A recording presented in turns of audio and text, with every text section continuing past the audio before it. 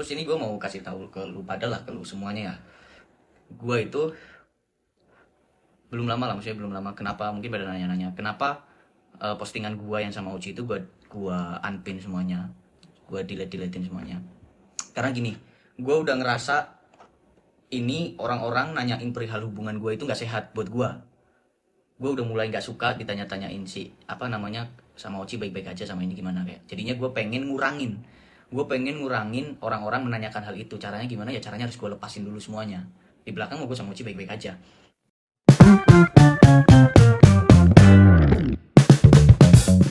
Lirik apa kan adanya?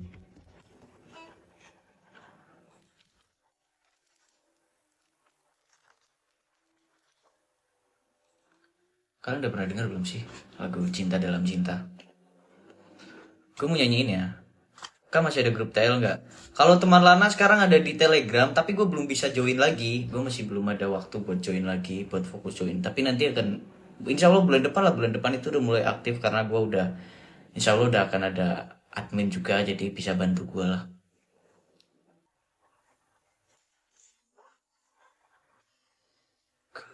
Sorry.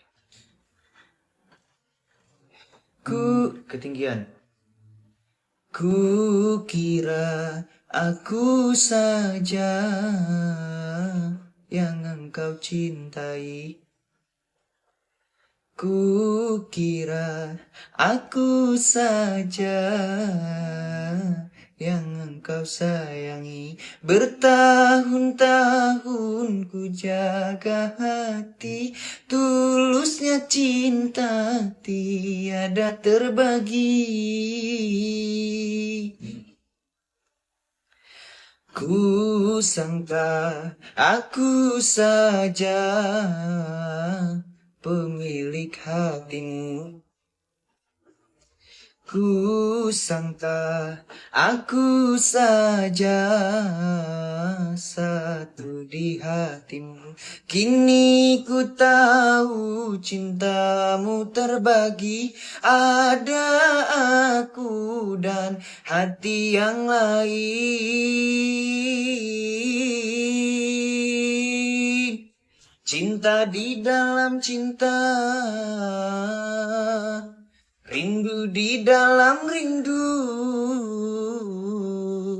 Manalah mungkin akan bahagia bila di hati ada dua rindu. Mimpi di dalam mimpi takkan pernah menjadi nyata. Terlambat sudah ku menyadari, hatiku kini sakit dihianati.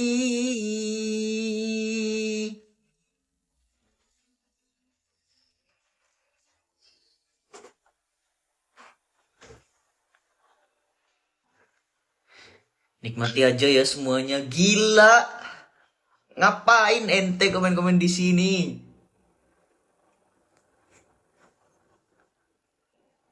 Itu judulnya Cinta Dalam Cinta, tapi gue belum belum mau bawain itu deh. Mungkin buat next project produksian.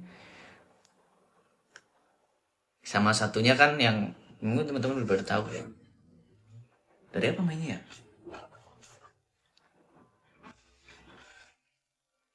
Sini. Di belahan hatimu yang mana, di ruang jantungmu yang mana, aku kau tempatkan. Katamu akulah bahagiamu, katamu aku separuh jiwamu. Tanpa aku, kau tak pernah merindu. Kau janjikan 1000 cinta, kau tawarkan 1000 bahagia. Ku terima 1000 derita.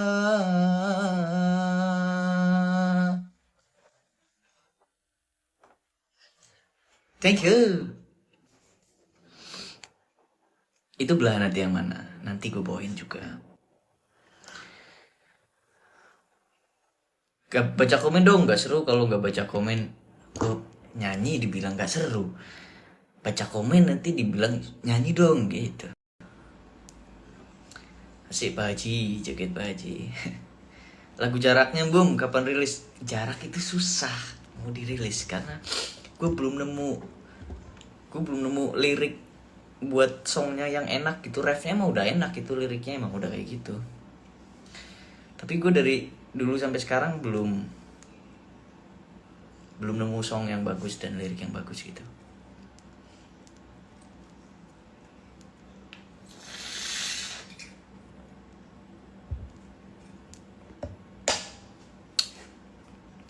Ngadu apa mas? Kepo nih. Apa aja lah yang penting bermanfaat. Mas aku nungguin lagu 1000 kali sayang kok belum rilis. 1000 kali sayang itu gak akan bisa dirilis sampai kapanpun karena penciptanya itu gak ngasih izin. Penciptanya atau yang megang warisannya gitu gak ngasih izin buat rilis. Jadinya susah. Aku kan kalau mau cover lagu terus izinnya gak keluar itu pasti aku gak aku nggak bawain lagunya di YouTube gitu. Kak Abi masih di kamu kah? Masih, dia makin gemuk dia, gila. Abi tuh setiap bulan beli HP loh. Gila, duitnya banyak banget.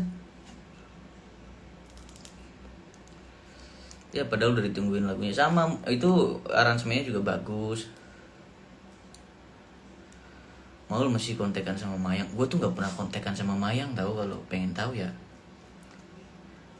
Dari dulu waktu rame-rame pun itu gue emang gak pernah kontekan. Tanggal 6 jam berapa? Tanggal 6 insya Allah mulainya habis maghrib sampai jam 12 malam kayaknya. Astagfirullah, parah banget dibilang gemuk. Emang sih gila, luar biasa.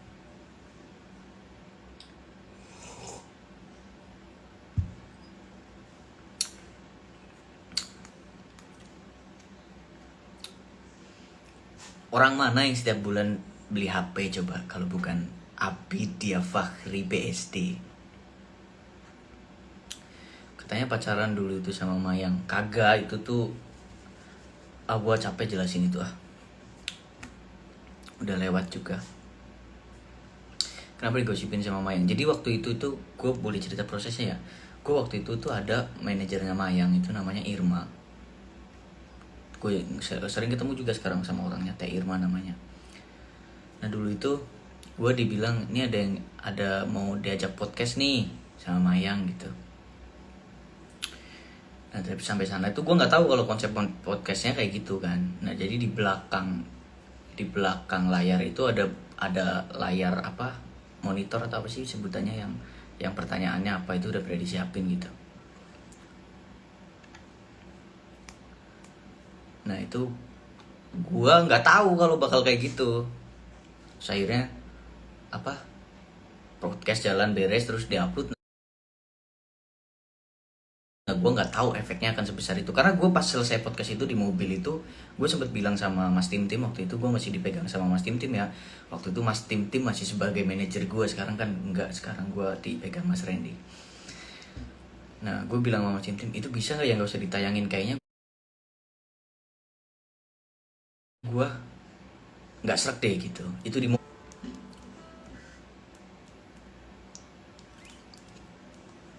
tapi ternyata pas tayang dan efeknya kemana-mana bro. Yang bikin gua itu nyampe ke bapak ibu gue. Jadi ibu gue lagi pasar, tiba-tiba di pasar tuh ditanyain sama orang-orang di pasar,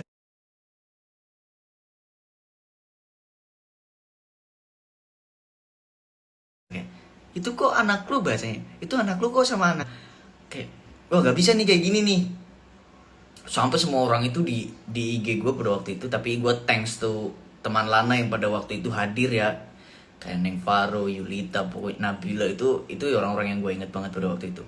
Wah itu jadi garda terdepan gue. Terus ada, gue inget Zakia Zain kayaknya namanya. Wah itu pokoknya teman-teman gue yang itu tuh teman Lana yang itu tuh garda terdepan banget tuh buat ngadepin orang-orang itu. Anjay kata gue, keren banget orang-orang ini kata gue. Ya pada waktu itu ramai, terus gue sempat stres juga. Itu kan gue posisinya gue lagi trending duri-duri, baru banget trending duri-duri gitu. Dan jadinya rame. Duri, kalian bisa lihat lah, maksudnya duri-duri itu potret wajah gua dan badan gua itu. Nyanyilah boy, tadi katanya pengen baca-baca komen, sekarang ada yang pengen nyanyi. Nah jadi apa namanya, gue ada trending duri-duri kan, badan gua masih gemuk, terus pipinya juga masih gembul gitu. Ya pokoknya dari situlah stres gua mulai gitu, depresi tai kucing tuh mulai di situlah pada waktu itu. Dari mulai kasus itu, terus akhirnya gue waktu itu kan ada broken heart juga gitu-gitu. Nah dari situlah gue jadi makin kurus. Jadi beberapa kali lebaran gue pulang setelah kejadian itu tuh, gue pulang tuh kayak kok makin kurus, dan itu sampai sekarang. Dan gue dituduh pakai narkoba, padahal enggak. Gue tuh nggak pakai narkoba, amit-amit cebong bayi, jangan sampai gitu. Ya pokoknya gara-gara depresi tai kucing itulah. Karena gue bocahnya pemikir. Gue bukan overthinking, tapi gue pemikir kayak even apapun yang akan gue ucapkan itu gue pikirin. Kayak misal kemarin kan gue sempet posting story yang gue ngata-ngatain netizen yang katanya apa cowok gila macam mana gitu kan, yang gue kata-katain apa banyak kerjaan, goblok gitu lah maksudnya. Itu kan gue katain. Itu pun gue mau ngetik itu gue mikir dulu, gue cek dulu akunnya. Kalau sekiranya ini orang akun fake gitu, baru gue gas. Tapi kalau akunnya masih akun orang, ya gue kadang masih gue jawab dengan baik-baik gitu. Makanya banyak banget akun-akun yang gue blokirin pada akhirnya. Setelah gue katain itu, terus dibaca, terus gue blokir. Yang penting lu baca tuh apa yang keluar dari mulut gue gitu. Tapi gue akhirnya dari kayak gitu, gue bisa ngelawan depresi gue. Kayak, lu bacot lu mau sampai kapan lu gitu-gitu.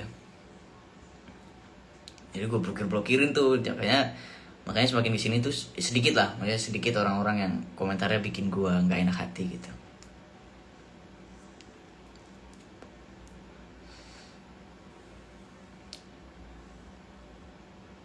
Mari kita jadi garda terdepan. Iya dulu seru banget pokoknya. Setelah saat ini ya gue mandangnya dulu seru banget. Tapi kalau dulu pas kejadian itu mah gue stres parah coy. Punya aku aja mas, tengok deh. Ya jangan ya, maksudnya jangan jadikan itu terus buat jadi bahan kalian biar DM-nya dibales. Jangan ya. Gue balas itu karena gue marah aja, lagi kesel aja kayak bacot lu. Maksudnya gini, gue itu banyak kerjaan, terus ada orang yang ngomongnya seenak jidat gitu kayak.